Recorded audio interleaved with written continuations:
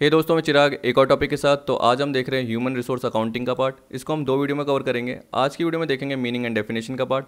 फिर देखिए आपको पता है कि इसके मेथड्स आते हैं दो बेसिस पे होते हैं, एक तो कॉस्ट बेसिस पे और एक वैल्यू बेसिस पे। कॉस्ट में आपके टोटल मिला के 4 मेथड आते हैं और वैल्यू में तो बहुत सारे आते हैं। जनरली आप कोई भी वीडियो देखोगे यूट्यूब पे तो आपको उसके 4 या 5 ही मेथड दिखेंगे, इससे ज़्यादा नहीं दिखेंगे। लेकिन मैंने टोटल मिला के यहाँ पे 8 मेथड्स कवर किए जिससे आपको थोड़ी सी एक्स्ट्रा नॉलेज हो जाए। तो इस पार्ट को हम अगली वीडियो में कवर करेंगे। आज की वीडियो में देखेंगे मीनिंग डेफिनेशन के बाद कॉस्ट के मेथड। फिर देखिए कुछ ऑब्जेक्टिव्स भी हैं और नीड एंड इंपॉर्टेंस का पार्ट है, वो भी कवर कर लेंगे। तो सबसे पहले देख लेते हैं meaning and definition of human resource accounting. देखिए सबसे पहले आपको ये पता होना चाहिए कि ह्यूमन रिसोर्स अकाउंटिंग किसका पार्ट है। ये सोशल अकाउंटिंग का पार्ट होता है। सोशल अकाउंटिंग में जनरली 3 मेन कंपोनेंट होते हैं। ऐसे तो बहुत सारे हो सकते हैं लेकिन हम क्या बोल रहे हैं, 3 मेन कंपोनेंट होते हैं। एक तो एचआरए होता है, एक देखिए आपका एनवायरनमेंट अकाउंटिंग होता है, ये जो कि दोनों हमारे कोर्स में है ही।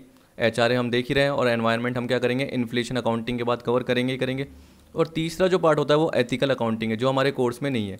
मैंने तो बस ऐसे ही बता दिया ताकि आपको नॉलेज हो। कईयों को पता नहीं रहता है कि ह्यूमन रिसोर्स अकाउंटिंग किसका पार्ट है, तो ये सोशल अकाउंटिंग का पार्ट रहता है। अब देखिए इसमें 2 एलिमेंट आ रहे हैं, एक तो ह्यूमन रिसोर्स आ रहा है और एक अकाउंटिंग का पार्ट आ रहा है। ह्यूमन रिसोर्स मतलब क्या हो गया, ह्यूमन बीइंग, ह्यूमन कैपिटल, जो कि आप बोल सकते हो इंडिविजुअल फॉर्म में हो सकती है, ग्रुप ऑफ पर्सन के फॉर्म में हो सकती है। ऑर्गेनाइजेशन में बहुत सारे आप स्ट्रक्चर देखते हो वो बने हुए होते हैं। तो वो क्या करते हैं, ऑर्गेनाइजेशन के गोल के लिए काम करते हैं, ऑब्जेक्टिव के लिए काम करते हैं और ऑर्गेनाइजेशन को एक वैल्यू प्रोवाइड करते हैं। तो ये बोल रहा है कि एक इनकी इकोनॉमिक वैल्यू होती है जिसको आपने क्वांटिफाई नहीं करा, यानी जिसको आपने रिकॉर्ड नहीं करा। ठीक है। ह्यूमन रिसोर्स क्या करेगा, उसके पास एक स्किल होगी, नॉलेज होगी, कंपिटेंसी होगी, कैपेबिलिटी है, क्रिएटिविटी है, उसका वो क्या कर रहा है, ऑर्गेनाइजेशन के बेनिफिट के लिए यूज़ कर रहा है, ये बोल रहा है। तो आपको पता है कि वो ऑर्गेनाइजेशन को एक वैल्यू प्रोवाइड कर रहा है। तो इसका मतलब ह्यूमन रिसोर्स या ह्यूमन एसेट्स की कोई वैल्यू है जो कि आप अपनी बुक्स में नहीं दिखा रहे। आप नॉर्मल जब भी बुक्स बनाते हो यानी कन्वेंशनल अकाउंटिंग प्रैक्टिस फॉलो करते हो, अकाउंटिंग प्रिंसिपल देखते हुए, अकाउंटिंग कन्वेंशन देखते हुए, तो आप किसकी अकाउंटिंग करते हो, ऐसे फाइनेंशियल ट्रांजैक्शन जो मॉनेटरी टर्म में हो, जनरली ऐसे बोला जाता है। उस केस में आप क्या करते हो, बैलेंस शीट बनाते हो। बैलेंस शीट आप रिवाइज शेड्यूल के हिसाब से यानी कंपनी के पॉइंट ऑफ व्यू से बनाते हो, तो वर्टिकल बनाते हो, इक्विटी एंड लायबिलिटी और एसेट लेते हो। तो एसेट साइड में आप क्या दिखाते हो, नॉन करंट एसेट दिखाते हो और करंट एसेट दिखाते हो। अब आप बताइए कि वहाँ पे आपने ह्यूमन रिसोर्स को दिखाया क्या नहीं दिखाया। आपने वहाँ पे क्या दिखाया कि भाई फिक्स रेट कितनी है, मशीनरी खरीदी, फर्नीचर खरीदा, बिल्डिंग खरीदी, उस पर डेप्रिशन लग रहा है तो उसको आपने क्या कर दिया, रेवेन्यू वाले पार्ट में मतलब पीएनएल वाले पार्ट में दिखा दिया, टू साइड में ये करा।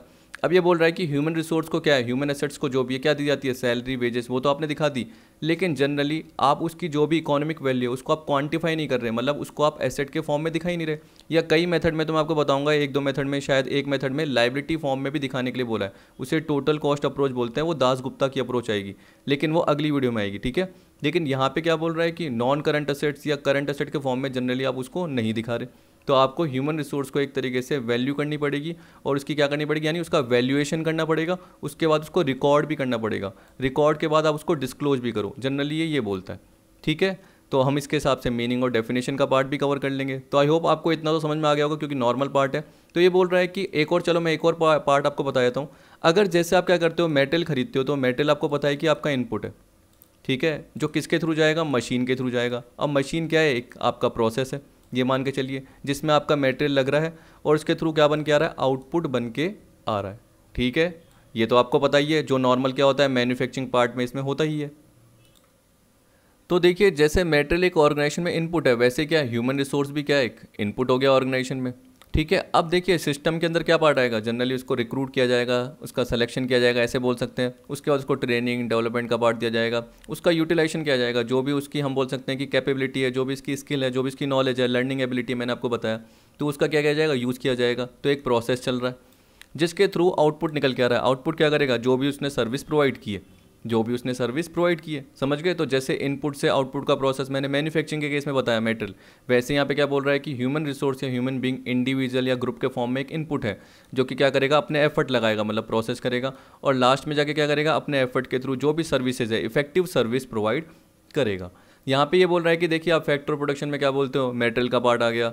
आप है ना लेबर जनरली बोलते हो तो वो तो ह्यूमन रिसोर्स के फॉर्म में चलो आ ही गया, क्योंकि आपको पता है कि ज़्यादातर आप ह्यूमन रिसोर्स के पार्ट में सर्विसिंग के पार्ट को बोलते हो, लेकिन मैन्युफैक्चरिंग के पार्ट में भी ह्यूमन रिसोर्स का पार्ट आता है। क्योंकि आप देखिए मैन्युफैक्चरिंग के पार्ट में भी स्किल की नीड होती है, टेक्निकल स्किल की नीड होती है, एक प्रोडक्शन एफिशिएंसी की नीड होती है। तो हम दोनों ही केस में ह्यूमन रिसोर्स को लेते हैं। मोस्टली वैसे सर्विस के केस में बोलेंगे लेकिन आप मैन्युफैक्चरिंग के पार्ट में भी ह्यूमन रिसोर्स को इंक्लूड करोगे और उसकी अकाउंटिंग का पार्ट देखोगे कि उसने कितनी वैल्यू जनरेट की है, कितना बेनिफिट प्रोवाइड किया है। आपको पता है कि आप उसके रिक्रूटमेंट की, उसके ट्रेनिंग डेवलपमेंट और उसके ट्रांसफ़र, उससे रिलेटेड जो भी कॉस्ट इंकर कर रहे हो, तो उसका आपको क्या कर रहे हो, कॉस्ट तो आप देख रहे हो, आप है ना रेवेन्यू के फॉर्म में, एक्सपेंस के फॉर्म में उसको चार्ज कर रहे हो, पीएनएल अकाउंट डेबिट टू जो भी एक्सपेंस है चार्ज कर रहे हो, लेकिन आप उसकी वैल्यू को बैलेंस शीट में एसेट साइड में इनकॉर्पोरेट क्यों नहीं कर रहे हो? जैसे आप और एसेट भी करते हो, आप मशीनरी को क्या करते हो, लिखते हो और उसको बुक वैल्यू पे दिखाते हो, उसके बाद उसको डेप्रिशिएट करते हो, तो डेप्रिशिएशन के पार्ट को आप पीएनएल में दिखाते हो। वैसे ही ह्यूमन रिसोर्स को हम सैलरी वेजेस दे रहे हैं तो टू साइड में दिखा रहे हैं, लेकिन ह्यूमन रिसोर्स या एसेट को हम एसेट साइड में क्यों नहीं दिखा रहे, ये बोल रहा है। ठीक है, तो यहाँ पे यही बोल रहा है, human resource accounting is the process of identifying and reporting investment made in the human resources of an organization that are presently unaccounted for in the conventional accounting practices. इसका मतलब क्या हुआ, जो ट्रेडिशनल अकाउंटिंग प्रैक्टिसेस हैं उसमें generally क्या होता है, इसको रिकॉर्ड नहीं किया जाता। तो ये ह्यूमन रिसोर्स अकाउंटिंग यही बोल रहा है कि जो भी ह्यूमन रिसोर्स में इन्वेस्टमेंट किए गए उसको आइडेंटिफाई करना, ठीक है, उसके बेसिस पे उसको वैल्यू करना और वैल्यू के बेसिस पे उसको रिकॉर्ड करना और उसको डिस्क्लोज करना, तो आइडेंटिफाई करना और रिपोर्ट करना, ये सारा पार्ट आ रहा है। देखिए आगे क्या बोल रहा है, it is an extension of standard accounting principles. इसका मतलब जो भी अकाउंटिंग कन्वेंशन प्रिंसिपल फॉलो कर रहे हो उसके साथ आपको क्या करना पड़ेगा, इन वैल्यू को भी जोड़िए तो अच्छी बात है। Measuring the value of human resources can assist organization in accurately documenting their assets, क्योंकि इस केस में आप क्या कर रहे हो, उस ह्यूमन वैल्यू को भी दिखा रहे हो, ह्यूमन रिसोर्स को भी दिखा रहे हो और उससे रिलेटेड आप देख रहे हो कि पर्टिकुलर कॉस्ट तो क्या इंकर हुई है वो तो देख ही रहे हो, साथ में क्या बेनिफिट मिले हैं या क्या वैल्यू प्रोवाइड हुई है उसको भी आप क्वांटिफाई कर रहे हो। क्वांटिफाई का मतलब क्या हो रहा है, आप एक पर्टिकुलर अमाउंट के फॉर्म में उसको एसेट साइड में दिखा रहे हो, सीधी सी बात। यहाँ पे बोल रहा है American accounting association has defined human resource accounting as the process of identifying and measuring data about human resources. देखिए वही ऊपर जो पार्ट बोल रखा है, and communicating this information to interested parties.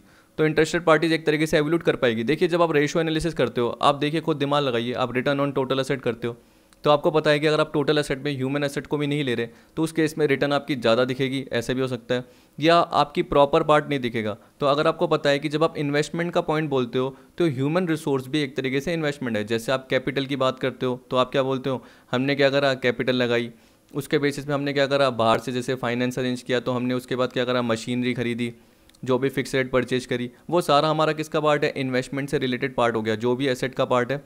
तो उस पर जो रिटर्न हो रही है तो आपने उसमें ह्यूमन एसेट को क्यों नहीं लिया, जनरली यही बोल रहा है। जैसे ये दिखाओगे तो जिससे क्या होगा, इंटरेस्टेड पार्टी ये भी आइडेंटिफाई कर पाएगी कि ह्यूमन एसेट की वैल्यू क्या है और वो आप में इंटरेस्ट लेगी, आपके ऑर्गेनाइजेशन में इंटरेस्ट लेगी, इन्वेस्ट करेगी। एरिक फ्लेमहोल्ट्ज ने क्या बोला, human resource accounting as the measurement and reporting of the cost and value of people in organisational resources. तो देखिए बोल दिया ना, cost and value of people in organisational resources. Stephen Knauf ने क्या बोला, it is a measurement and quantification, देखिए बोल दिया quantification of human organisational input, आ गया input, such as recruiting, training, experience and commitment. अब देखिए मैंने आपको क्या बताया था कि इनपुट हम लगाते हैं ह्यूमन रिसोर्स के फॉर्म में और हम चाहते हैं कि उसको जो भी हमने ट्रेनिंग दी, जो भी हमने उसका डेवलपमेंट किया, जो भी उसके एक्सपीरियंस का यूज़ किया वो ऑर्गेनाइजेशन के लिए बेनिफिट के लिए हो। तो यहाँ पे हम क्या कर रहे हैं, उसकी वैल्यू को क्या कर रहे हैं, मेजर कर रहे हैं और क्वांटिफाई कर रहे हैं।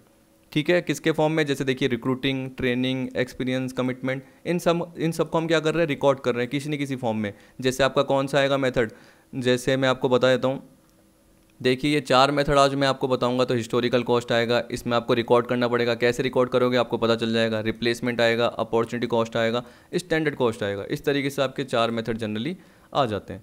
तो अभी देख लेंगे इसको, बस लास्ट पैराग्राफ देख लें एक बार। तो देखिए यहाँ पे क्या बोल रहा है, Thus, HRA not only involves measurement of all the cost or investment associated with the recruitment, placement, training and development of employees। तो ये बोल रहा है कि ये नहीं कि सिर्फ कॉस्ट को इंक्लूड किया जा रहा है। जनरली आप देखते हो कि जितने भी एक्सपेंस होते हैं वो आप दिखा देते हो किसके फॉर्म में, रेवेन्यू के फॉर्म में, कि यार ट्रेनिंग की कॉस्ट लग गई। अगर उसको कैपिटलाइज करना है तो चलो कैपिटल एक्सपेंडिचर के फॉर्म में आपने दिखा दिया। But also the quantification of economic value of the people in an organization. ये बोल रहा है कि चलो आपने इसकी वैल्यू को क्वांटिफाई कर दिया और चलो एसेट के फॉर्म में दिखा दिया, क्योंकि बहुत बड़े खर्चे हुए थे, आपने उसको कैपिटल एक्सपेंडिचर मानते हुए, क्योंकि आपको पता है कैपिटल एक्सपेंडिचर क्या होता है, ठीक है, जिसका बेनिफिट आपको लॉन्ग टर्म के लिए मिलेगा, तो इसलिए आपने उसको एसेट फॉर्म में दिखा दिया। लेकिन ये बोल रहा है कि जो लोग काम कर रहे हैं, मान लो कि 100 लोग काम कर रहे हैं, उनकी एफिशिएंसी है, स्किल है, उसको आप क्वांटिफाई नहीं कर रहे हो, उनकी इकोनॉमिक वैल्यू को क्वांटिफाई नहीं कर रहे हो, तो वो भी कीजिए। ठीक है, अब ऑब्जेक्टिव आपको समझ में आ जाएंगे अगर मैंने पर्टिकुलर मीनिंग बताई है, लेकिन फिर भी कब देखेंगे, वीडियो के एंड पार्ट में। सबसे पहले हम क्या देख रहे हैं, मेथड्स। अब देखिए मेथड्स में क्या बोल रखा है, they are different models in the valuation of human resources, they can be discussed under the two head as follows. और हाँ एक और चीज़ आपको पता है कि हमारा जनरली क्या है, व्हाट्सएप ग्रुप है पेड, तो 1500 फीस है आपकी, उसमें आपको सारी वीडियोज़ मिल जाएगी। याद रखना पहले 1000 फीस थी, वो टॉप 50 मेंबर के लिए थी, और अब ये जो है वो टॉप 100 मेंबर के लिए है। ये एक तरीके से मैं क्या कर रहा हूँ, नॉर्मल लो कॉस्ट पे आपको बेनिफिट प्रोवाइड कर रहा हूँ, तो सारी वीडियोस मिलेगी आपको और पर्टिकुलर पीडीएफ भी आपको मिल जाएगी। हर 2-3 टॉपिक के बाद, जैसे आपकी ह्यूमन रिसोर्स अकाउंटिंग का दिखा, इसके क्वेश्चंस ज़्यादा हैं तो इसके बाद आपको क्वेश्चंस दिख जाएंगे पास्ट ईयर के एमसीक्यूज़, तो वो मैं एक्सप्लेन करूँगा आपको, और साथ में उसकी भी आपको क्या मिल जाएगी, पीडीएफ मिल जाएगी। मतलब जैसे आपको नॉर्मल इस टॉपिक की वीडियो और पीडीएफ मिल रही है, तो वैसे ही आपको पास्ट ईयर के एमसीक्यूज़ की भी क्या मिलेगी, वीडियो और पीडीएफ का पार्ट आपको मिल जाएगा। ग्रुप डिस्कशन का पार्ट रहेगा, कोई भी दिक्कत होती है वो आप मुझसे पूछ सकते हैं। तो 1500 में आपके लिए इंपॉर्टेंट एक तरीके से क्या है, एक अच्छा चांस है जो आप कवर कर सकते हो, तो ज़रूर ज्वाइन कीजिएगा। ठीक है, तो हम देख रहे हैं यहाँ पे सबसे पहले कॉस्ट बेस्ड मेथड का। और हाँ अगर आपको कोई भी दिक्कत है, इससे रिलेटेड कोई भी क्वेरी है, तो डिस्क्रिप्शन में मैं आपको नंबर दे दूंगा, मेरा मोबाइल नंबर, वहाँ से आप पूछ सकते हैं। और वीडियो पसंद आती है तो वीडियो को लाइक और शेयर जरूर करना है। चैनल सब्सक्राइब नहीं किया तो सब्सक्राइब जरूर करना है, क्योंकि 50-50 रेशो मेरा आ रहा है, 50% लोग सब्सक्राइब कर रहे हैं और 50% जो देखते हैं वो सब्सक्राइब नहीं करते हैं, तो सब्सक्राइब जरूर कीजिए। यहाँ पे बोल रहा है they can be discussed under the two head as follows. Cost base में क्या बोल दिया, historical cost, replacement cost, opportunity cost और स्टैंडर्ड कॉस्ट। वैल्यू बेस में देखिए कितने सारे 8, तो वो अगले वीडियो में देखेंगे। तो देखिए present value, future earning, reward valuation, certainty, equivalent, net benefit model, Chakraborty, Dasgupta. तो देखिए 2 इंडियन से रिलेटेड आ गए, Jaggi and Lau, Hermanson, Morse net benefit. अब देखिए जनरली आपको जो लोग कराते हैं ना, वो हरमेंसन वाला नहीं कराते हैं, जग्गी एंड लो वाला नहीं कराते हैं, मोड्स वाला भी भूल जाते हैं।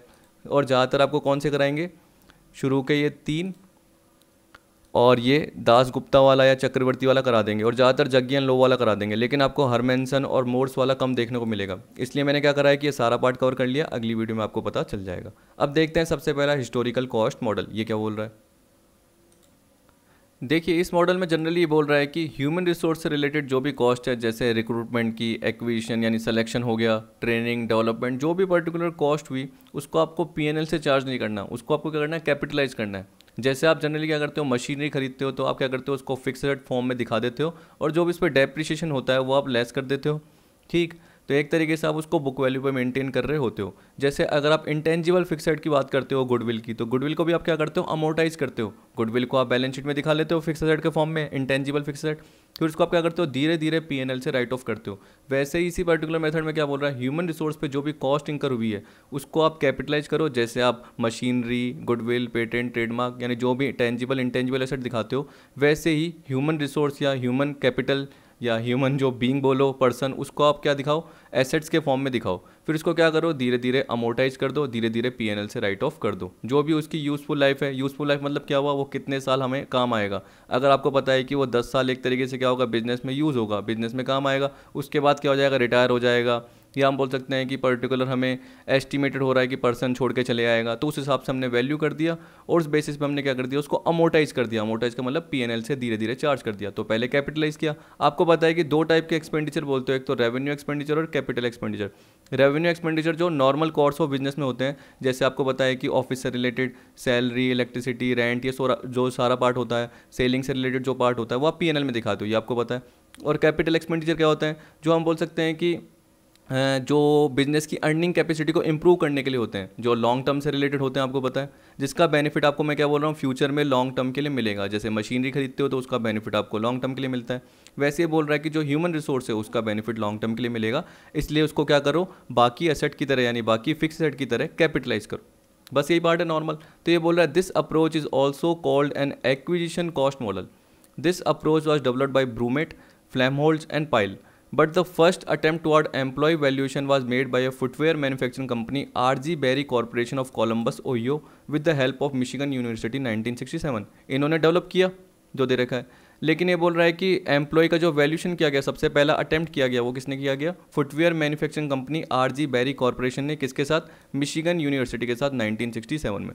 अब ये बोल रहा है कि this method measures the organization investment in employ using the 5 parameters. क्योंकि आपको पता है कि एम्प्लॉय में इन्वेस्टमेंट कर रहे हैं तो कॉस्ट इंकर होगी रिक्रूटिंग की, देखिए पहला आ गया, दूसरा है एक्विजिशन की, तीसरा है फॉर्मल ट्रेनिंग एंड फैमिलराइजेशन, ये तीसरा है। चौथा इनफॉर्मल ट्रेनिंग एंड इनफॉर्मल फैमिलराइजेशन, ये पार्ट आ गया। And experience and development. आप बोलोगे सर ये इनफॉर्मल ट्रेनिंग एंड इनफॉर्मल फैमिलराइजेशन कैसे हो गया? देखिए कहीं भी क्या होता है, ग्रुप मीटिंग होती है एक तरीके से, एंटरटेनमेंट के लिए होता है, कहीं पे रेस्टोरेंट हो गया, कहीं पे एन्जॉयमेंट का पार्ट हो गया, जो ग्रुप आपस में जा रहा है, तो तब भी कंपनी की क्या होती है, कॉस्ट तो लगती है ना। तो यहाँ पे फॉर्मल की तो कॉस्ट होगी जो कि ऑन द जॉब ट्रेनिंग होती है और ऑफ द जॉब होती है, लेकिन इसके अलावा ये वाले पार्ट भी कॉस्ट में आएंगे। वैसे ही एक्सपीरियंस एंड डेवलपमेंट, अगर आपको सिंपल पार्ट रखना है तो ऐसे सोचिए, रिक्रूटमेंट, सिलेक्शन, ट्रेनिंग, डेवलपमेंट, बस ऐसे मान लीजिए। तो जो भी आपकी इसकी टोटल कॉस्ट आएगी वो P&L से चार्ज नहीं होगी। ठीक है, ये बोल रहा है this model suggest that instead of charging the cost to P&L statement it should be capitalize in the balance sheet. फिर ये बोल रहा है कि जो भी ये पर्टिकुलर प्रोसेस है कि आप एक्सपेंडिचर आइटम को एसेट मान रहे हो, उसको उस प्रोसीजर को क्या बोलते हैं, कैपिटलाइजेशन बोलते हैं। तो आपको बताइए, in human resource accounting it is necessary to amortise the capitalise amount over a period of time. आपको मैंने बताया अमोर्टाइज का part. The unamortise cost is shown as investment in the human asset. जैसे देखिए आपने बोल दिया कि ह्यूमन रिसोर्स की वैल्यू आपने कर दी 10 लाख, और आपको बताया कि जैसे इसकी नॉर्मल लाइफ कितनी हो गई, 10 ईयर्स तक हो गई, तो आपने उसमें से 2 साल तक तो 2 लाख क्या कर दिया, अमोर्टाइज कर दिया, तो बाकी 8 लाख जो बचे वो आप बैलेंस शीट में एसेट के फॉर्म में दिखा रहे हो। अब ये बोल रहा है कि अगर बीच में ही एम्प्लॉय छोड़ जाता है फॉर्म, जैसे बोल दिया if an employ leave the form that is human asset expire, देखिए या तो छोड़ के चले गए ये बोल सकते हैं, या एक्सपायर हो गया, डेथ हो गई before the expected service life period, then the net value to that extend is charge to current revenue. तो उस केस में क्या होगा, जो भी नॉर्मल रेवेन्यू आपका यानी जो भी स्टेटमेंट ऑफ P&L बनता है उससे जनरली आप चार्ज कर लोगे। ठीक है, अब इसकी मेरिट्स दे रखी है और डीमेरिट्स दे रखी है, लिमिटेशन दे रखी है, वो देख लेते हैं। ये बोल रहा है कि ये मॉडल जो भी है, मेथड है, क्या है, सिंपल है, to understand and easy to work out. क्योंकि आपको पता है कि नॉर्मल आप क्या करते हो, अकाउंटिंग में भी हिस्टोरिकल कॉस्ट को फॉलो करते हो, जैसे मैंने मशीनरी इसमें बताया वैसे आप इसमें फॉलो करोगे। It meets the traditional accounting concept of matching cost with revenue.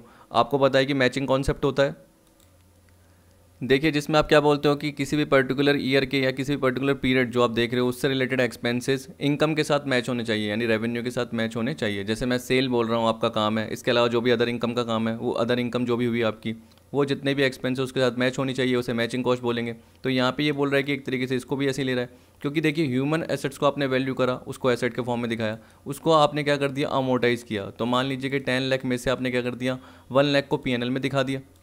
ठीक, तो आपको पता है कि ह्यूमन एसेट्स का यूज़ करने से आपकी प्रोडक्टिविटी बढ़ी होगी। प्रोडक्टिविटी से क्या होगा, ये बोल सकते हैं कि जो वर्कर्स हो गए या जो एम्प्लॉयज हो गए उन्होंने अच्छे ढंग से काम किया होगा, एफर्ट दिखाया होगा, तो आपका आउटपुट भी बढ़ा होगा या आपकी सेल भी एक तरीके से इंक्रीज होगी। देखिए अगर कोई मान के चलो सेल्स रिप्रेजेंटेटिव अच्छा है तो आपके बिजनेस की एफिशिएंसी क्या बढ़ेगी, क्योंकि आपको पता है कि वो आपको आउटपुट बेच के दे रहा है अच्छे ढंग से।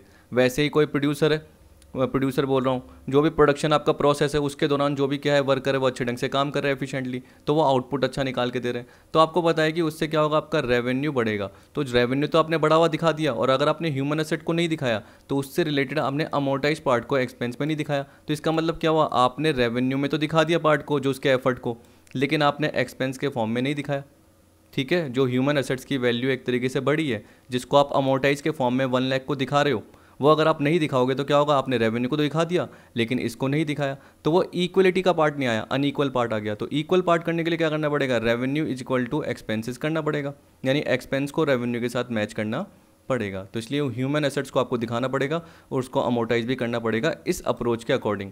It provides a basis for evaluating a company's return on its investment in human resources. आपको पता है कि इन्वेस्टमेंट मैंने बताया था, जैसे आप किस में करते हो, मेटेरियल में, मशीन में, ठीक है, लैंड में, बिल्डिंग में, इन सब पार्ट में रिसोर्स में इन्वेस्ट करते हो, तो वैसे आप ह्यूमन रिसोर्स में भी इन्वेस्ट कर रहे हो, तो उससे रिलेटेड रिटर्न भी आपको देखनी है। अगर वो रिटर्न आप नहीं देखोगे तो उस केसेस में क्या करोगे, आप पूरी अकाउंटिंग प्रिंसिपल को ढंग से फॉलो नहीं कर रहे। तो ये बोल रहा है अकाउंटिंग प्रिंसिपल में इसको भी इंक्लूड कीजिए। It provides a basis for evaluating a company's return on its investment. Return on asset क्या है वो पता चल जाएगी।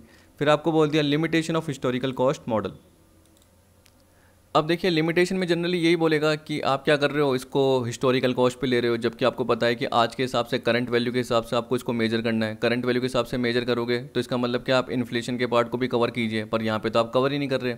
आपको पता है कि अगर आप 10 साल पहले कोई मशीन खरीदते हो तो उसकी वैल्यू जो है आज ज़रूरी नहीं है वो है, अगर आप रिप्लेस करोगे तो उसकी वैल्यू कुछ और रहेगी, मतलब आपने उसमें प्रेजेंट वैल्यू का कॉन्सेप्ट नहीं लिया, ये पार्ट हो गया। तो वैसे ही बोल रहा है कि ह्यूमन रिसोर्स में भी आप क्या कर रहे हो, प्रेजेंट वैल्यू का कॉन्सेप्ट नहीं ले रहे हो। कौन से बेसिस है, ये कॉस्ट बेसिस है एक तरीके से। तो यहाँ पे हम रिप्लेसमेंट का पार्ट भी कवर नहीं कर रहे हैं, तो नॉर्मल पार्ट आ गया, पुराना आ गया। तो जैसे हम मशीनरी में भी बोलते थे लिमिटेशन का पार्ट आता है, वैसे ही यहाँ पे भी क्या हो गया, लिमिटेशन का पार्ट आ गया। The valuation method is based on false assumption that the rupees is stable, जबकि रुपीज स्टेबल होता ही नहीं है। आपको पता है कि जो 5 साल पहले वैल्यू है जरूरी नहीं कि आज वो वैल्यू रहे, तो आपको उस हिसाब से अकाउंटिंग नहीं करनी, उस आपको करंट वैल्यू के हिसाब से अकाउंटिंग करनी है, तो रुपी स्टेबल नहीं रहता। तो एक लिमिटेशन तो ये रह गई।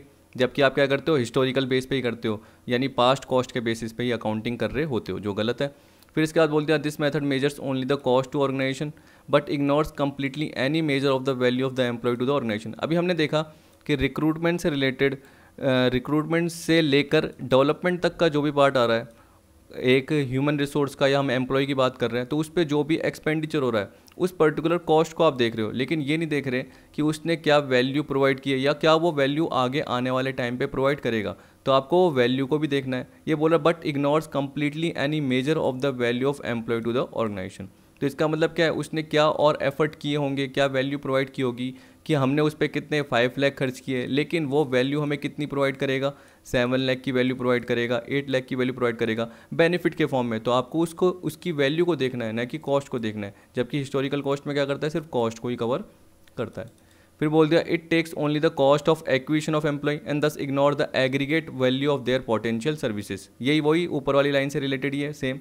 It is too tedious to gather the related information regarding the human values. बहुत टिपिकल काम है, देखिए कि हर ह्यूमन वैल्यू की आपको क्या करना है, हर ह्यूमन एफर्ट को असेस करना है, और किसके वे में, फाइनेंशियल मतलब मनी के टर्म में। तो उसको असेस करना बहुत क्या होता है, टिपिकल हो सकता है। लेकिन आपको पता है कि देखिए यहाँ पे तो कॉस्ट का पार्ट ही है, तो जो भी रिक्रूटमेंट, जो भी ट्रांसफ़र की, जो भी ट्रेनिंग की, डेवलपमेंट की कॉस्ट लगी है, उसको जनरली आप क्या कर सकते हो, इकट्ठा कर सकते हो। तो बोला इकट्ठा करने में क्या होता है, बहुत टाइम लगता है, बहुत एफर्ट लगता है। It is difficult to determine the number of years over which the capitalize expenditure is to be amortize. जैसे हम गुडविल का पार्ट बोलते हैं कि जनरली 5 साल में क्या हो जाएगी, अमोटाइज हो जाएगी, ऐसे जनरली बोला जाता है 3 साल में, 5 साल में आप राइट ऑफ कर दोगे, 3 to 5 ईयर में। लेकिन यहाँ पे एक तरीके से मुश्किल पार्ट है कि एम्प्लॉय कब रिटायर होगा, ठीक है। और आप ये थोड़ी बोल सकते हो कि एम्प्लॉय की डेथ हो जाएगी आने वाले 5 साल में, 10 साल में, ये पता नहीं किया जा सकता। तो इस केस में बोला बहुत डिफिकल्ट होता है नंबर ऑफ ईयर डिटरमिन करना, ठीक। अब आ गया आपका रिप्लेसमेंट कॉस्ट मॉडल, जो किसने दिया था, रैंसिस लाइकर्ट ने और एरिक जी फ्लेम हॉल्ज ने। देखिए अब रिप्लेसमेंट कॉस्ट में जनरली यही तो बोलेगा, क्योंकि मैंने क्या बताया, रैंसिस लाइकर्ट और एरिक जी फ्लेम हॉल्ज ने दिया रिप्लेसमेंट कॉस्ट। तो उन्होंने क्या बोला होगा, उन्होंने किसके हिसाब से सोचा होगा, मशीनरी यानी फिक्स एसेट, उसके हिसाब से सोचा। जैसे मशीनरी या जो भी लैंड एंड बिल्डिंग जिसकी भी आप बात करते हो, अगर आप उसको रिप्लेस करते हो, बेचने का बात करते हो, तो उसकी आज क्या वैल्यू मिल रही है, मतलब करंट वैल्यू की बात करते हो रिप्लेसमेंट कॉस्ट में, जिससे आप देखते हो कि उससे क्या बेनिफिट हो रहा है, प्रॉफिट हो रहा है, लॉस हो रहा है।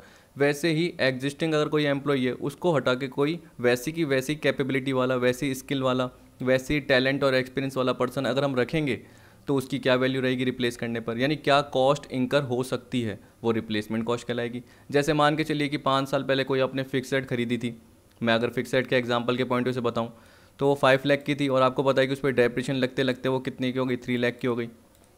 अब उसको अगर आप क्या करोगे, किसी दूसरी मशीन के साथ रिप्लेस कर दोगे, और आपको पता है कि दूसरी मशीन जो है वो आपको कितने की पड़ रही है, 4 लाख की पड़ रही है, तो आप ये बोल सकते हो ना रिप्लेसमेंट कॉस्ट जनरली क्या है। हाँ, अगर ये बात अलग है कि इसको बेचोगे, बेचने से रिलेटेड पार्ट आप लेस करोगे, वो जनरली इसमें क्या होता है, एक तरीके से बेनिफिट होता है। लेकिन यहाँ पे हम किसकी बात कर रहे हैं, ह्यूमन रिसोर्स से रिलेटेड बात कर रहे हैं। तो जो एग्जिस्टिंग ह्यूमन रिसोर्स है, उसमें जो सेम टैलेंट या एक्सपीरियंस है, वैसा का वैसा हम पर्सन ढूंढेंगे, और उस पर्सन को हायर करने की जो भी कॉस्ट लगेगी, वो क्या कहलाएगी, रिप्लेसमेंट कॉस्ट कहलाएगी। तो जैसे देखिए मैं किसी कंपनी में काम कर रहा हूँ, मुझे अकाउंटिंग का पार्ट पूरा आता है, जीएसटी, टैली से रिलेटेड सॉफ्टवेयर हो गया, सैप सॉफ्टवेयर हो गया, जितने भी पार्ट हैं, अगर इनकम टैक्स के रिटर्न का पार्ट हो गया, सारा मुझे आता है। तो वैसा का वैसा पर्सन मिलना बहुत मुश्किल होता है। तो यहाँ पे हम लिमिटेशन के पार्ट में बोल सकते हैं। लेकिन मान के चलिए कि सेम टू सेम पर्सन आप देख रहे हो कि सेम जैसे मेरे को एक्सपीरियंस है, मुझे एक्सपीरियंस है इतनी सारी चीज़ों का, उसी सेम पर्सन को एक्सपीरियंस है, तो क्या कॉस्ट इंकर हो रही है, ठीक है। तो उसे हम रिप्लेसमेंट कॉस्ट का पार्ट बोलेंगे। कुछ भी नहीं है, सिंपल पार्ट है। तो यहाँ पे यही बोल रखा है, देखिए the historical cost model was highly criticize as it only considered the sunk cost. Sunk cost वही पास्ट कॉस्ट जनरली कंसीडर कर रहा है, यानी हिस्टोरिकल कॉस्ट को कंसीडर कर रहा है, which are irrelevant for decision making.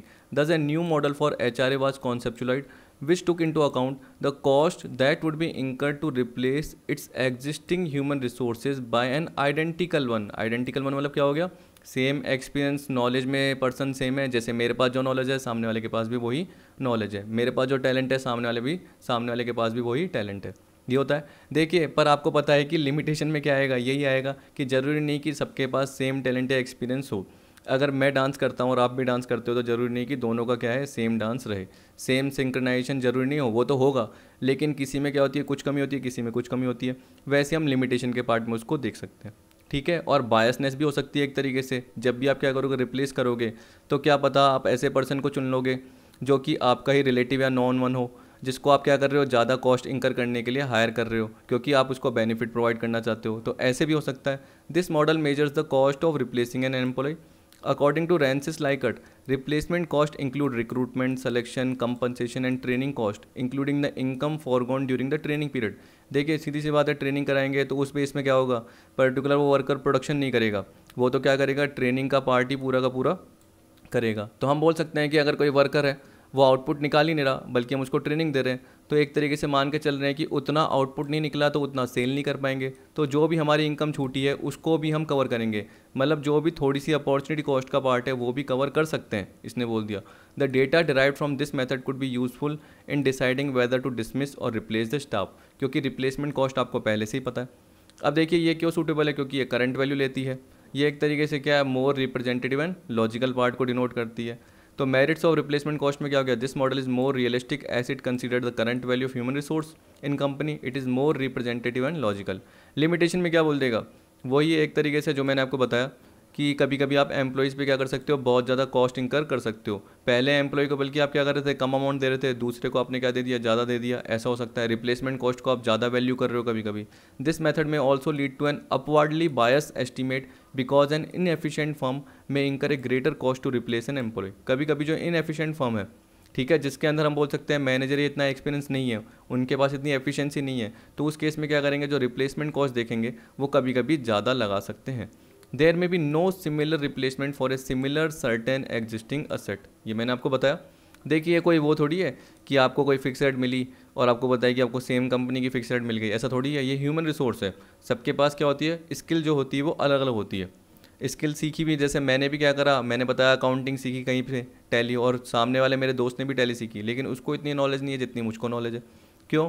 क्योंकि मैंने उस हिसाब से क्या करा है, लर्निंग एबिलिटी देखी है और उस हिसाब से मैंने क्या करा अपना एक्सपीरियंस लिया है। क्या पता मैंने कहीं पे काम किया उसने काम नहीं करा तो मेरे को ज़्यादा एक्सपीरियंस हो सकता है। ऐसे भी हो सकता है उसने भी काम किया हो लेकिन वहाँ पे उसने अकाउंटिंग का ढंग से काम नहीं करा लेकिन मैंने किया, तो ये सारी चीज़ें हो सकती है।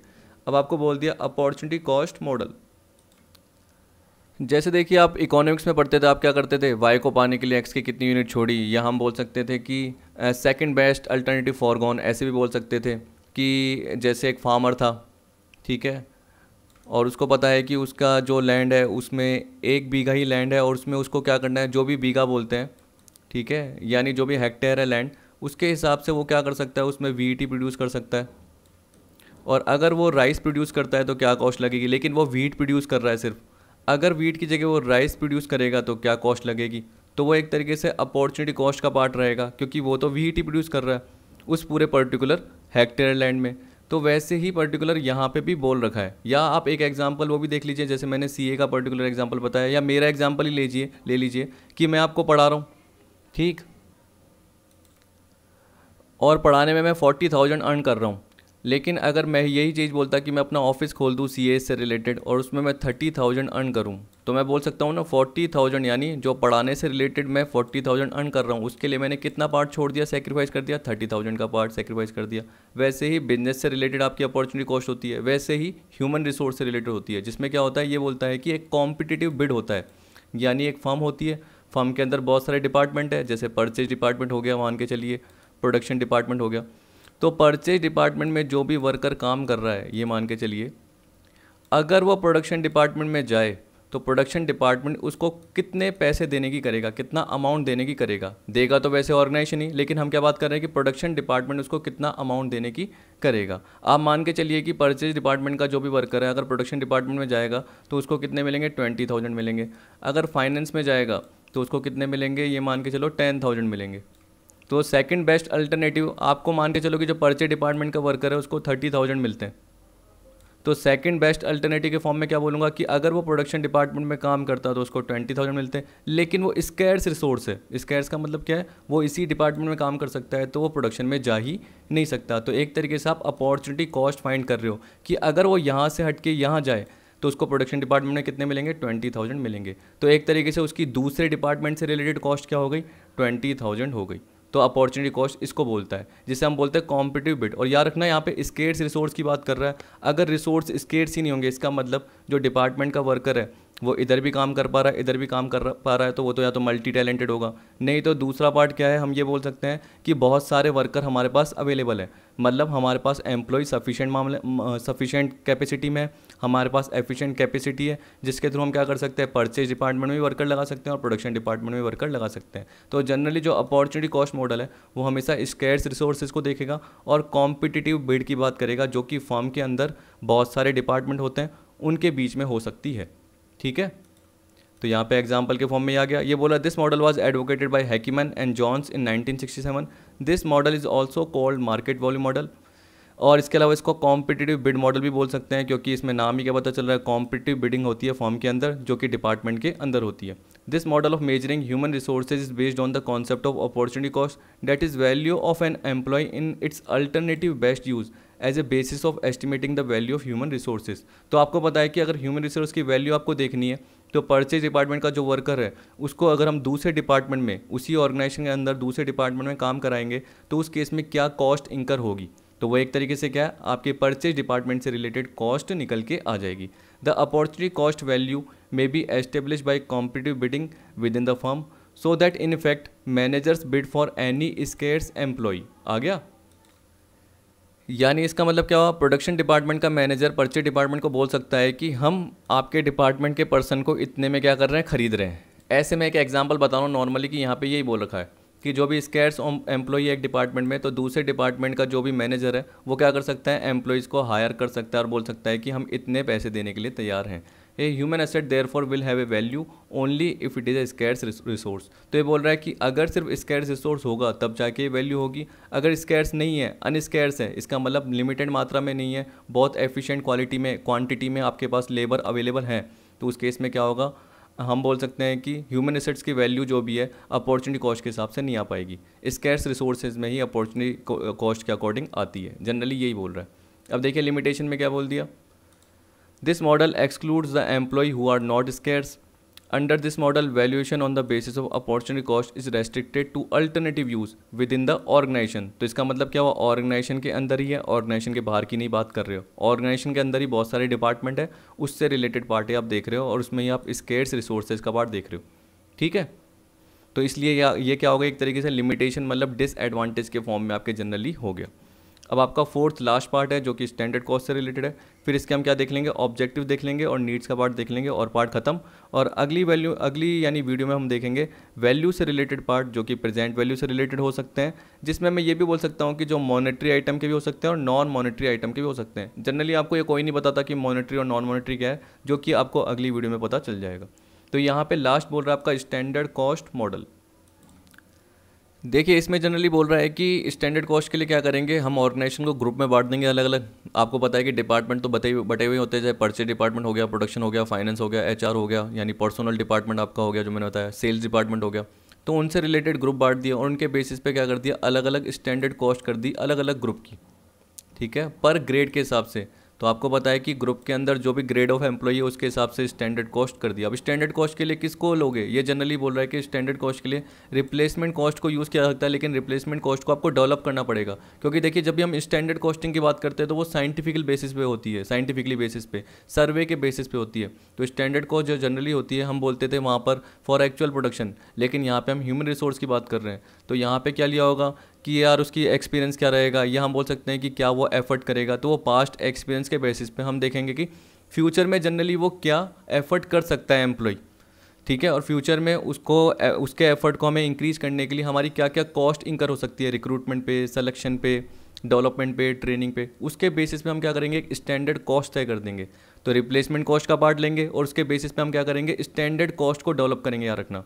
रिप्लेसमेंट कॉस्ट यूज़ की जा सकती है लेकिन वो डेवलप्ड होगी। डेवलप्ड मतलब क्या हो गया, हम आगे फ्यूचर का पार्ट भी कवर करेंगे और उसके बेसिस पे हम साइंटिफिकली बेसिस पे एक स्टैंडर्ड कॉस्ट तय कर लेंगे। तो ये मत याद रखना कि रिप्लेसमेंट कॉस्ट लेंगे, ऐसा नहीं है। एक डेवलप्ड पार्ट लेंगे रिप्लेसमेंट कॉस्ट का, जिसके बेसिस पे हम क्या देखेंगे कि फ्यूचर एक्सपीरियंस के बेसिस पे क्या कॉस्ट इंकर हो रही है।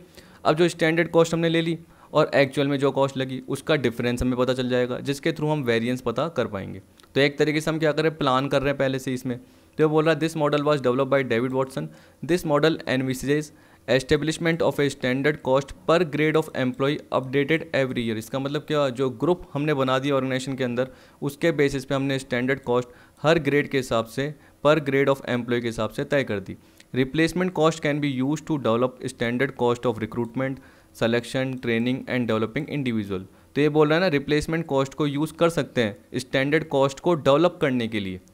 ठीक है, तो डेवलप करने के लिए क्या करोगे आप, साइंटिफिकली बेसिस पे या सर्वे बेसिस पे देखोगे कि रिक्रूटमेंट की क्या कॉस्ट लग सकती है, सिलेक्शन का पार्ट क्या रहेगा, कितना उसको यूटिलाइज कर सकते हैं, कितने साल के लिए क्या होगा, वो सारे हम प्रायोरिटीज़ कवर करेंगे, बेसिक चीज़ें देखेंगे, उसके बेसिस पे स्टैंडर्ड कॉस्ट देखेंगे। Such standards can be use to compare result with those plan. ये आ गया, variance should be analysed and would form a suitable basis for control. और जो भी वेरिएंस या डेविएशन आया है वो एक तरीके से क्या होगा, जो भी रेमेडियल मेजर है वो हम लेंगे, जो भी कंट्रोल के मेजर है वो कर लेंगे। But under this model determination of standard cost for each grade of employees a difficult process, क्योंकि हमें हर पर्टिकुलर हम बोल सकते हैं पर्सन के एफर्ट देखने पड़ेंगे, उसको चेक करना पड़ेगा, फ्यूचर में क्या वो करेगा एफर्ट, वो पहले से हमें डिटरमिन करने पड़ेंगे। तो हर एम्प्लॉय की एक तरीके से कैपेसिटी अलग हो सकती है, एफिशिएंसी अलग हो सकती है, तो पर ग्रेड ऑफ एम्प्लॉय के हिसाब से पता करना मुश्किल है। और ये भी देख लीजिए कि एक पर्टिकुलर ग्रुप होगा, उसमें कोई एक पर्सन अगर ढंग से काम नहीं करता तो वो भी क्या होगा, फ़ायदा उठा जाएगा, चाहे उसने इतना एफर्ट नहीं करा हो। क्योंकि आपको पता है कि जैसे मान के चलो कि एक 20 ग्रुप का पर्सन बन गया एक पर्टिकुलर डिपार्टमेंट का, जिसके लिए आपने क्या कर दिया, स्टैंडर्ड कॉस्ट तय कर दी। अब वो किसके बेसिस पे करी, रिक्रूटमेंट, सिलेक्शन, ट्रेनिंग और रिप्लेसमेंट कॉस्ट, इन सब पार्ट को लेके एक स्टैंडर्ड कॉस्ट आपने तय कर दी। लेकिन आपको पता है कि 4 वर्कर तो क्या है, एफिशिएंट ही नहीं थे इतने, और ट्रेनिंग डेवलपमेंट से रिलेटेड भी आपको पता है कि इतना ज़्यादा वो एफर्ट नहीं करेंगे, लेकिन आपने उनको ग्रुप में इंक्लूड किया हुआ है। तो उस केस में हम बोल सकते हैं कि पूरे ग्रुप के हिसाब से इनसे रिलेटेड भी कॉस्ट क्या हो जाएगी, बढ़ जाएगी। और यहाँ पे वो इतना एफर्ट नहीं कर रहे हैं। और जब आप क्या करोगे, एक्चुअली कुछ भी काम करोगे और उसके बेसिस पे कॉस्ट देखोगे, तो एक्चुअल कॉस्ट और स्टैंडर्ड कॉस्ट उसमें बहुत ज़्यादा डिफरेंस भी हो सकता है। किन की वजह से, इन चारों पर्सन की वजह से। ठीक है, तो यहाँ पे हम बोल सकते हैं कि पर ग्रेड ऑफ एम्प्लॉय का पार्ट प्रोसेस करना या कैलकुलेट करना बहुत डिफिकल्ट पार्ट है। तो यहाँ पे तभी बोल दिया कि स्टैंडर्ड कॉस्ट का मेरे हिसाब से ज़्यादातर यूज़ नहीं होता। और पहली बात तो देखिए, प्रेजेंट वैल्यू टेक्निक बहुत अच्छी है, तो जनरली इनका यूज़ आप कर सकते हो, जो कि अगली वीडियो में आ जाएगा। और ज़रूरी नहीं कि प्रेजेंट वैल्यू की ही टेक्निक हो, ये वैल्यू बेस्ड बोल रहा है, तो इसमें हम क्या बोल सकते हैं, मॉनेटरी वैल्यू और नॉन मॉनेटरी वैल्यू के बेसिस पे पार्ट आता है। कुछ मैं आपको बता दूंगा 2-3 पॉइंट जो मुझे पता है कि मॉनेटरी वैल्यू और नॉन मॉनेटरी वैल्यू के बेसिस पे क्या होते हैं। अभी हम देख रहे हैं, अब ये तो हो गया था हमारा ऑब्जेक्टिव का पार्ट बचा था। तो देखिए सबसे पहले क्या बोल रहा है, to furnish cost value information for making proper and effective management decision about acquiring, allocating, developing and maintaining human resources in order to achieve cost effective organizational objectives। देखिए जैसे जनरली आपको कॉस्ट तो पता रहती है कि जनरली क्या होगी, लेकिन आपने क्या करा, एसेट्स के फॉर्म में दिखा के, या मैंने बोल दिया कि ह्यूमन रिसोर्स को या ह्यूमन जो भी कैपिटल को है आपने अपनी बैलेंस शीट में दिखा के ये पर्टिकुलर पता कर दिया कि कॉस्ट क्या लग रही है। तो आपने उसकी वैल्यू भी एक तरीके से एनहांस कर दी, वो भी देख ली। तो मैनेजमेंट डिसीजन ले सकता है कि उसकी एक्वायर करने की, रिक्रूट करने की, सिलेक्शन की, ट्रेनिंग की, डेवलपमेंट की जनरली क्या कॉस्ट लगेगी और कॉस्ट से ज़्यादा बेनिफिट मिल रहा है या नहीं मिल रहा। क्योंकि आप मान के चलिए कि अगर आप ह्यूमन एसेट को नहीं दिखाते थे तो आप उसको क्या कर सकते थे, अपने डिसीजन मेकिंग के अप्रोच में नहीं ले पाते थे, क्योंकि आपको पता है कि वो टोटल एसेट का पार्ट नहीं बनता था और रिटर्न ऑन इन्वेस्टमेंट के फॉर्म में वो जनरली कैलकुलेट नहीं होकर आ पाता था। तो आपकी क्या पता जो बेनिफिट का पार्ट है आपको ज़्यादा दिख रहा हो। ठीक है, लेकिन जब आपने क्या करा, ह्यूमन एसेट्स को वैल्यू करा और उसके बेसिस पे इंडिविजुअली आपने देख लिया कि हाँ यार उससे रिलेटेड क्या कॉस्ट लग रही है और उसने क्या हमें वैल्यू प्रोवाइड की है, क्योंकि हमने उसको बैलेंस शीट में भी दिखाया हुआ है। तो एक तरीके से आप इफेक्टिवली क्या करोगे, डिसीजन मेकिंग की अप्रोच आराम से कर पाओगे और इसकी रिक्रूटमेंट की, सिलेक्शन की, डेवलपमेंट की, ट्रेनिंग की कॉस्ट को जस्टिफाई कर पाओगे। फिर आ गया second, to monitor effectively the use of human resource by management, कि ह्यूमन रिसोर्स का ढंग से यूटिलाइज़ किया गया है नहीं किया गया। इसी तरीके से बोल दिया कि ह्यूमन एसेट्स को एनालिसिस करना कि कहीं वो एसेट्स कंजर्व तो नहीं हो गई, डिप्लीटेड तो नहीं हो गई या एप्रिसिएटेड नहीं हुई हो। यानी हम ये वैल्यू कर रहे हैं कि एक तरीके से पिछले साल के बेसिस पे और इस साल के, क्योंकि आपको पता है कि पिछले साल भी आपने एसेट दिखाई, इस साल भी आपने ह्यूमन एसेट दिखाई, तो आपको पता चल जाएगा कि एक तरीके से वो उतनी मेंटेन हुई है नहीं हुई, या उससे कम हो गई या उससे ज़्यादा हो गई, वो पता चल जाएगी। ज़्यादा होगी तो अच्छी बात है, लेकिन ये बोल रहा है कि इतनी ज़्यादा भी नहीं होनी चाहिए, क्योंकि जैसे हम फिक्स रेट की बात करते हैं वो भी इतनी ज़्यादा नहीं होनी चाहिए, या उसका यूटिलाइजेशन प्रॉपर होना चाहिए। तो वो सारा पार्ट आप बाद में एनालिसिस कर सकते हो, जैसे आप रेशियो एनालिसिस करते हो वैसे आप ह्यूमन एसेट्स को लेके भी रेशियो एनालिसिस आराम से कर सकते हो, to aid in the development of management principles and proper decision making for the future by classifying financial consequences of various practices. तो देखिए यहाँ पे यही बोल रहा है कि आपको ह्यूमन रिसोर्स की कॉस्ट पता चल गई और साथ में उसके बेनिफिट भी पता चल गए, वैल्यू, तो आपको बाद में ये पता चल जाएंगे कि इसके फाइनेंशियल कंसिक्वेंसेस क्या है, कि और लेबर और वर्कर एम्प्लॉय करने की ज़रूरत है या नहीं है फ्यूचर में, यानी है कि आप प्रॉपर डिसीजन मेकिंग अपना पाओगे। ठीक, तो यहाँ पे एक तरीके से मैनेजमेंट प्रिंसिपल में आपने क्या कर दिया, यानी अकाउंटिंग के जो प्रिंसिपल है उसमें ह्यूमन एसेट्स के पार्ट को भी इनकॉर्पोरेट कर दिया, डेवलप कर दिया, जिससे आप फ्यूचर में डिसीजन मेकिंग ले पा रहे हो कि जो भी पर्टिकुलर कॉस्ट इंकर हो रही है उसके थ्रू बेनिफिट हो रहा है या नहीं हो रहा। बहुत सारी प्रैक्टिसेस में आप फॉलो कर पाओगे, ये बोल दिया। अब आपको बोल दिया need and importance of human resources accounting. अब देखिए मैंने आपको ये बताया था कि ज़्यादातर जो ह्यूमन रिसोर्स अकाउंटिंग का पार्ट है वो किस में आएगा, सर्विस ऑर्गेनाइजेशन से रिलेटेड पार्ट में आता है। ठीक है, क्योंकि आजकल आपने देखा होगा कि मैन्युफैक्चरिंग से लोग किस में जा रहे हैं, सर्विस से रिलेटेड पार्ट धीरे धीरे बढ़ता जा रहा है, और सर्विस आप देखोगे प्रोवाइडर बहुत ज़्यादा होते जा रहे हैं। कहीं पे भी देखो इवेंट से रिलेटेड हो गया, ठीक है, इसके अलावा मैंने बोल दिया कि जैसे मैं पढ़ा रहा हूँ आपको, तो मैं भी क्या कर रहा हूँ, सर्विसेज प्रोवाइड कर रहा हूँ, तो ऐसे करके बहुत सारी सर्विसेज धीरे धीरे करके बढ़ती जा रही है। तो उस केस में तो जनरली ये बोल रहा है कि नेसेसरी है ही, लेकिन साथ साथ में क्या बोल रहा है, मैन्युफैक्चरिंग से रिलेटेड पार्ट में भी ये नेसेसरी है, क्योंकि उस केस में हम ये भी देख सकते हैं कि प्रोडक्शन पर्सनल एक्सपर्टीज़ क्या है। इसका मतलब जो प्रोडक्शन से रिलेटेड पर्सन है, प्रोडक्शन से रिलेटेड आपको पता है कि असेंबलर हो गया, फॉरमैन हो गया, इंजीनियर हो गया, तो उसकी भी आपको एक्सपर्टीज, स्किल, एबिलिटी जनरली पता चल जाएगी कि वो कितनी वैल्यू ऑर्गेनाइजेशन को प्रोवाइड कर रहा है। ठीक, तो सर्विस से रिलेटेड तो इंपॉर्टेंस है ही, साथ में मैन्युफैक्चरिंग ऑर्गेनाइजेशन में भी इसकी इंपॉर्टेंस है ह्यूमन रिसोर्स अकाउंटिंग की। अब नेसेसिटी क्यों दे दी, यानी इसकी क्यों ज़रूरत है, तो ये बोल दिया measuring the expertise of employ and management of the organization, वही आपको पता चल गया कि क्या कॉस्ट है और क्या बेनिफिट प्रोवाइड कर रहे हैं। Find out the true value of asset and liability hold by the organization, क्योंकि आप क्या करते हो, मेटेरियल ले लेते हो आप, इसके अलावा मशीनरी, ये सारे पार्ट ले लेते हो अपनी एसेट के पार्ट में, जैसे आप स्टॉक ले लेते हो, आप फिक्स एसेट में मशीनरी, और इंटेंजिबल के फॉर्म में आप गुडविल, पेटेंट, ट्रेडमार्क, ये सारा पार्ट ले लेते हो, लेकिन आप ह्यूमन एसेट नहीं लेते हो, तो वो भी लीजिए। साथ में याद रखना कि लाइबिलिटीज़ भी कुछ कुछ लेते हैं, जैसे मैं एक अप्रोच है, एक मॉडल में आपको बताऊंगा कि एसेट के साथ इसको लाइबिलिटी के फॉर्म में भी देखा जाता है। क्योंकि आप सोचिए कि अगर आप कैपिटल लगाते हो तो cash account debit to capital करते हो, ठीक है, तो कैश आपके एसेट में आता है और कैपिटल लाइबिलिटी में आता है। तो ये बोल रहा है कि एक पर्टिकुलर दास गुप्ता ने क्या बोला कि टोटल कॉस्ट अप्रोच के हिसाब से आप क्या करो, उसको एसेट में दिखाओगे और लाइबिलिटी में भी दिखाओगे, तो वो तो आपकी अगली वीडियो में अप्रोच आई जाएगी। फिर बोल दिया as the expertise of the employees is considered as asset and value to be provided to the employees are considered as liabilities. तो देखिए यहाँ पे बोल ही दिया कि एम्प्लॉइज की जो एक्सपर्टीज है उसको एसेट के फॉर्म में माना जा रहा है बिजनेस की, और जो वैल्यू प्रोवाइड की जाएगी एम्प्लॉय को, value to be provided to the employees are considered as liabilities. फिर देखिए अगला क्या बोल रहा है, applying a strong monitoring process on the human resource of the organization. देखिए सीधी सी बात है, ह्यूमन रिसोर्स प्रोसेस का आपने पार्ट देखा होगा, तो उस केस में आप क्या कर सकते हो, ह्यूमन रिसोर्स को मैनेज भी कर सकते हो। किसके थ्रू, ह्यूमन रिसोर्स अकाउंटिंग के थ्रू, कि हमें पर्सन की नीड है या नहीं है। ठीक, वो हमारी जो भी कॉस्ट लग रही है उससे ज़्यादा वैल्यू प्रोवाइड कर रहा है नहीं कर रहा। अगर वो कम वैल्यू प्रोवाइड कर रहा होगा, जितनी कॉस्ट हमने लगाई उसके बेसिस पे कम वैल्यू प्रोवाइड कर रहा है, तो हम उसको हायर ही नहीं करेंगे, वो पता चल जाएगा आपको। इस तरीके से बोल रहा है, it provides the management A sound basis for controlling the human resources. जो मैंने आपको बताया वही मॉनिटरिंग प्रोसेस, तो उसके साथ साथ आप कंट्रोलिंग प्रोसेस का भी पार्ट आ गया कि ह्यूमन रिसोर्स को चेक करना कि किस हिसाब से वो काम कर रहे हैं, जो भी हमने उनकी कॉस्ट डिटरमिन की उसके हिसाब से वो वैल्यू प्रोवाइड कर रहे हैं, उस हिसाब से वो रेगुलर काम कर रहे हैं, वर्क कर रहे हैं नहीं कर रहे हैं, वो ह्यूमन रिसोर्सेज की कॉस्ट, या हम बोल सकते हैं अकाउंटिंग के थ्रू पता चल जाएगा। जैसे देखिए आप क्या करते हो, कोई भी पर्टिकुलर मटेरियल खरीदते हो तो आप क्या चाहते हो कि वो क्वालिटी वाइज भी अच्छा मिले और कॉस्ट भी कम लगे। वैसे हम ह्यूमन रिसोर्स के लिए भी चाहते हैं कि उस केस में हम क्या करें, जो भी उसको पेमेंट कर रहे हैं, जो भी हमारी उसकी रिलेटेड रिक्रूटमेंट की, ट्रेनिंग की, डेवलपमेंट की कॉस्ट लग रही है, वो अच्छे ढंग से यूटिलाइज हो और ऑर्गेनाइजेशन के लिए या ऑर्गेनाइजेशन के गोल के लिए क्या है, एक बेनिफिशियल पार्ट रहे, हम वही चाहते हैं। इट प्रोवाइड्स, वो तो हो गया, चलो फोर्थ हो गया। फिफ्थ क्या बोल रहा है, provide a better basis for determining organization goal and way of achieving these goals. तो ठीक है, यही पार्ट बोल दिया।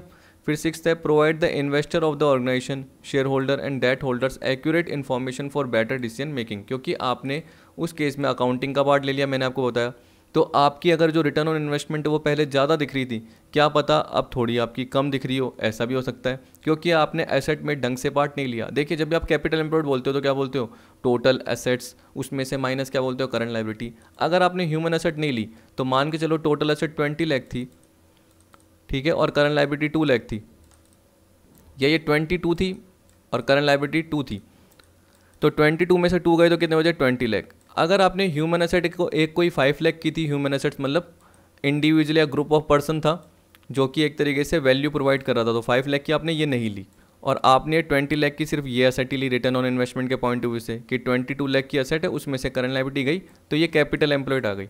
अब मान के चलो कि आपको रिटर्न जो मिली वो कितने की मिली, 5 लाख की मिली। 5 लाख अपॉन 20 लाख करोगे तो परसेंटेज कितना आएगा आपका, 25% आ जाएगा रिटर्न ऑन इन्वेस्टमेंट। जबकि अगर आप ह्यूमन रिसोर्स को भी यहाँ पे लोगे तो ये 25 लाख बनेगा। अब 5 लाख अपॉन 25 लाख करके देखिए तो कितना आएगा, 25% की जगह 20% आ जाएगा, तो आपकी रिटर्न कम हो गई। तो आपको वो भी जनरली देखना पड़ेगा, पर याद रखना कि आपको उसके साथ साथ बेनिफिट को भी देखना पड़ेगा। तो बेनिफिट के पार्ट को देखते हुए ज़रूरी नहीं कि आपकी रिटर्न ये रही, क्या पता ज़्यादा भी हो सकती है, क्या पता कम भी हो सकती है, तो आपने ढंग से यूटिलाइज़ नहीं किया। इसलिए बोल रहा है कि जो शेयर होल्डर है, ऑर्गेनाइजेशन है, डेट होल्डर है, मतलब जो भी इंटरनल और एक्सटर्नल यूज़र है, वो एक तरीके से एक्यूरेट इन्फॉर्मेशन देख पाएंगे बिजनेस की और आराम से डिसीजन ले पाएंगे। Find out the true picture of future prospect of the organization, prospectus of the organization as the utilization of other resources are fully depending on the human resources। ये क्या बोल रहा है कि जो अदर रिसोर्सेज हैं जितने भी, वो किस पे डिपेंड है, ह्यूमन रिसोर्सेज। जैसे मैंने बोला कि मटेरियल मशीन में जा रहा है तो मशीन को कौन देख रहा है, ठीक है, कोई सुपरवाइजर ही होगा जो कि एक तरीके से क्या कर रहा है, फॉरमैन या बोल सकते हैं, या फॉरमैन होगा, असेंबलर होगा जो कि वर्कर से काम करा रहा है, तो वो चेक कर रहा है। अगर वो ह्यूमन रिसोर्स होगा ही नहीं तो पर्टिकुलर जो भी मटेरियल लग रहा है मशीन पे वो ढंग से यूटिलाइज हो ही नहीं पाएगा। आप बोलोगे सर ऑटोमेटिक काम हो रहा है, तो उसमें भी वर्कर की रिक्वायरमेंट होती है, मशीनों को एक तरीके से एग्जीक्यूट करने के लिए, चलाने के लिए ज़रूरत होती है। तो ह्यूमन रिसोर्स होगा, उसी के बेसिस पे अदर रिसोर्सेज यूटिलाइज हो पाएंगे। जो कैपिटल आपने अरेंज की उसको कौन यूज़ कर रहा है, मैन ही यूज़ कर रहा है, यानी आदमी ही, इंसान ही यूज़ कर रहा है। तो ह्यूमन रिसोर्सेज एक तरीके से मेन कंपोनेंट है पूरे के पूरे ऑर्गेनाइजेशन का, ये बोल दिया।